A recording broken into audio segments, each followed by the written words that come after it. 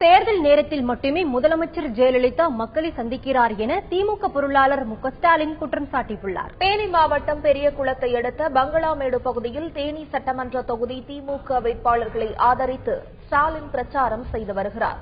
அப்போது பேசிய அவர், முதலமைச்சர் ஜெயலலிதா தேர்தல் நேரத்தில் மட்டுமே மக்களை சந்திக்க வருவதாக குற்றம் சாட்டினார்.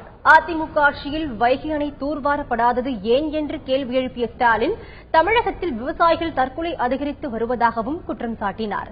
திமுக ஆட்சியில் திறக்கப்பட்ட திட்டங்கள் மூடப்பட்டுள்ளதாக குறை கூறிய ஸ்டாலின், வாக்குறுதிகளை நிறைவேற்றும் ஒரே கட்சி திமுக தான் என தெரிவித்தார்.